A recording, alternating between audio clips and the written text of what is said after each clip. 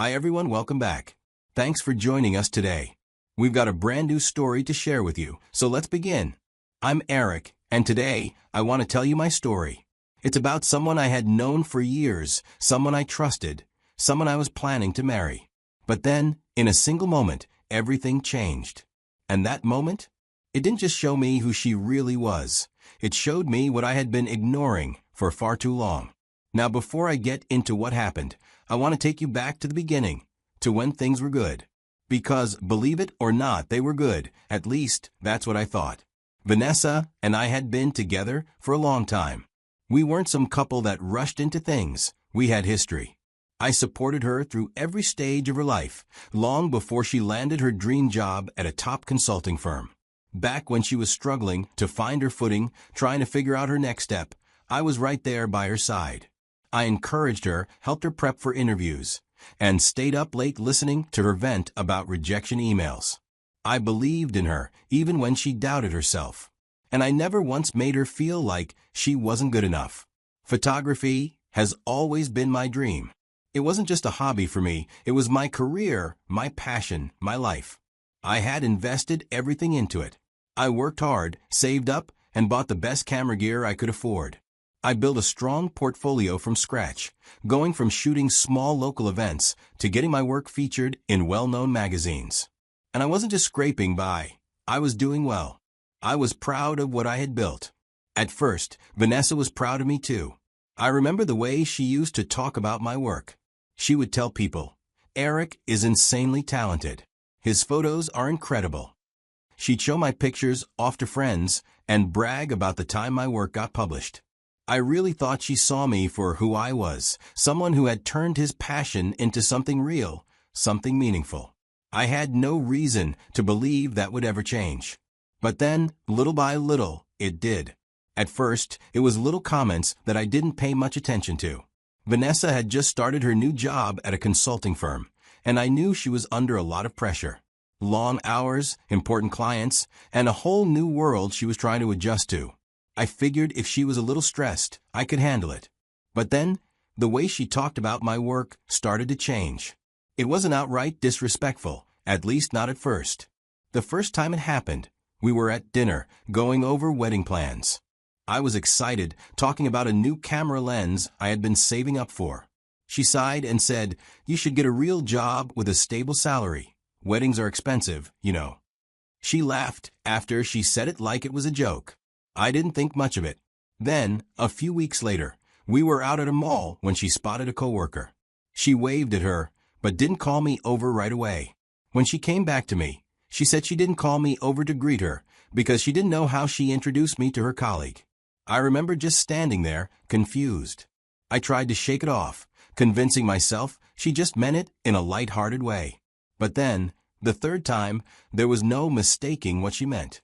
We were at home, just having a normal conversation, when she suddenly said, photography is nice and all, but it's not exactly a career, right?"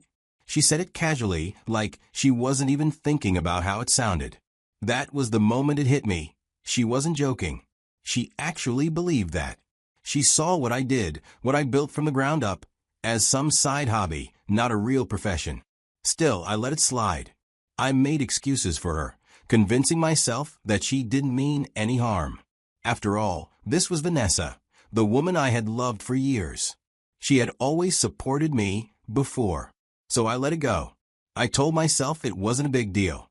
But looking back, that was my first mistake. Vanessa invites me as her plus one to her company's annual office party.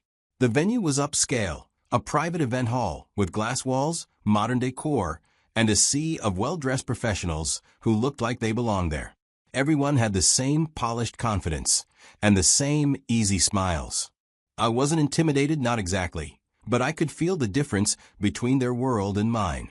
The way they moved, the way they talked, it was all about deals, promotions, and six-figure salaries. I knew I didn't fit that mold, but I wasn't ashamed of what I did. I loved my work. Vanessa had introduced me to a small group of her colleagues, 4 or 5 of them, all holding drinks, chatting about work and travel. I stood beside her, nodding along as they talked about an upcoming project with some big-name clients. Then, one of them, a guy in a crisp navy suit, probably around our age, turned to me, and asked, "So Eric, what do you do?" His tone was polite, but I could already tell he had assumptions about me. Maybe he thought I worked in consulting, maybe in tech, something that fit the environment we were in. Before I could answer, Vanessa beat me to it. She let out this small, amused scoff, the kind that makes it clear she's about to say something funny. "Oh, Eric," she said, smiling as she swirled her drink. "His job is basically just taking fancy selfies for money." The second those words left her mouth, the entire group laughed. This was full-on amusement, like she had just told the joke of the night. Some of them exchanged glances, smirking like they suddenly understood something about me that they hadn't before. One of the women even nodded and said, "Oh, that's cute." I stood there, feeling the laughter press in around me, and for the first time, I saw Vanessa clearly. This wasn't just a slip-up, not an innocent joke. This was how she actually saw me, how she had probably always seen me. In her eyes, I was just a guy who took selfies for money. It hit me hard. All those small comments she had made before, the passive-aggressive remarks, the way she hesitated when people asked what I did, it all made sense now. She wasn't proud of me. She wasn't proud to be with me. To her, my career wasn't real, wasn't respectable enough to stand beside hers. And in that moment, I knew one thing for certain. I wasn't going to spend my life with someone who looked down on me. I remember standing there, gripping my drink a little tighter than before, and then I took a deep breath, steadying myself. I set my drink down, looked Vanessa straight in the eye, and said, "If you don't respect what I do, then you don't respect me. And I won't spend my life with someone who belittles me." The room went dead silent. I could feel eyes shifting between me and Vanessa, waiting to see how she would respond. And there she was, staring at me with wide eyes, her mouth opening slightly before curving into a nervous laugh. Like she could still laugh this off. But I wasn't laughing. I reached for her finger, pulled off the engagement ring, and put it into my pocket. Gasps. A couple of whispers. Someone near the bar muttered, "Damn." But I didn't linger to soak in their reactions. I didn't need an audience for this. Without another word, I turned and walked out. Just a quiet, deliberate decision to remove myself from a place where I clearly wasn't valued. I didn't look back to see her face. I didn't need to. Because for the first time in a long time, I knew exactly where I stood. At first, Vanessa didn't reach out. Not a single text. Not a single call. Nothing. And honestly, I wasn't surprised. She had always been too proud to admit when she was wrong. Too proud to face any situation that made her look bad. After the party, she must have felt humiliated, not just because I left her standing there in front of her friends, but because I did it on my own terms. I wasn't the one being laughed at anymore. I was the one who walked away. And for someone like Vanessa, who cared so much about appearances, that had to sting. But then, weeks later, the silence broke. Out of nowhere, she sent a message. It was long, but the words were predictable. "I've been thinking a lot about what happened. I didn't mean it like that. You know I respect you. I was just joking, and I didn't realize how it came across. Can we talk?" I read it and just sat there for a moment, letting it sink in. If she had sent this message right after the party, maybe, just maybe, I would have believed she meant it. Maybe I would have thought she had a moment of poor judgment and was genuinely sorry. But after weeks of silence? After acting like nothing happened? No, this wasn't about regret. This was about damage control. She wasn't reaching out because she realized she had disrespected me. She was reaching out because she didn't like how it made her look to friends and family expecting to be at our wedding. I wasn't angry. I wasn't bitter. I just saw things clearly for the first time. Vanessa had never been proud of me. She had tolerated my career, but she had never truly respected it. She wanted a fiancé who fit into her world, someone she could show off at work, someone who had a title she wouldn't have to explain. And that wasn't me. It had never been me. So I replied, not out of spite, not to argue, but just to close that chapter. "I appreciate the message. I wish you all the best, Vanessa. I really do. But it's best if we both move on." Short, simple, and final. She didn't respond, and I knew she wouldn't. That was the moment I knew I deserved better. I deserved someone who didn't just put up with my dreams, but actually believed in them. Someone who would never laugh at my passion, whether we were alone or in a room full of people. And once I accepted that I knew what I had to do next, I packed my bags and left. Our small town had been my comfort zone for too long, and I wasn't going to sit there, haunted by memories of a life that almost happened. I had always dreamed about taking my photography to the next level, and there was only one place I knew I could do that: New York.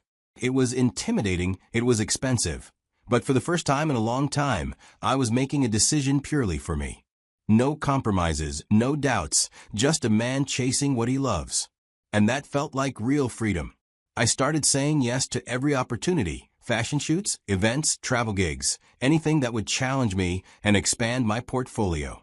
I worked harder than ever, but this time it felt different. It felt like I was building something that was mine, something no one could belittle. Months passed, and I wasn't just getting by, I was thriving. Then one day, I got an email that changed everything.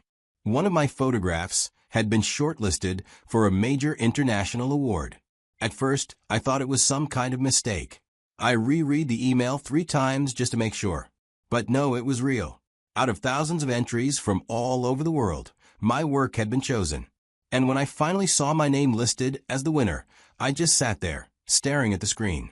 Not because I couldn't believe it, but because I could. I had always believed in myself, even when others didn't. And now, the world was seeing what I had always known. I was damn good at what I do. I don't know if Vanessa ever saw the news. Maybe she regretted how things ended. Or maybe she convinced herself that she was right all along. But honestly, I don't care. That part of my life is closed. What I do know is this: out of everything I gained after walking away, the biggest win wasn't the award. It wasn't the recognition. It was the fact that, for the first time in a long time, I was surrounded by people who actually valued me. People who saw my work for what it was: art, not just fancy selfies. And among them was someone who didn't just admire what I did, but respected it. Someone who saw me for who I was and never once made me feel small for it. Respect in a relationship is non-negotiable. That's something I learned the hard way. When someone repeatedly makes fun of your dreams, even if they laugh while saying it, even if they call it a joke, you need to pay attention. Because jokes like that, they're not harmless. They tell you exactly how that person sees you. And if they don't respect what you do, they don't respect you. Period. I told myself it was nothing, that she didn't mean it, that maybe I was being too sensitive. But looking back, I see it clearly. Someone who loves you doesn't belittle what makes you happy. They don't make you feel small just because your path doesn't look like theirs. I walked away because I knew staying meant losing myself. And trust me, it was hard. Ending an engagement in front of a room full of people, not exactly how I pictured things going. But I'll tell you this: I have never once regretted choosing my self-respect over a relationship that made me feel like I wasn't enough. So if you're in a situation like that, if you're with someone who constantly downplays your passion, take a step back and ask yourself, do I really want to spend my life proving my worth to someone who refuses to see it? Because you don't have to. The right person will see your value without you having to convince them. Anyway, that's my story. Now, I want to hear from you. Have you ever dealt with something like this? What would you have done in my place? Drop your thoughts in the comments. I read every single one. And if you found this story interesting, hit that like button. It helps more than you know.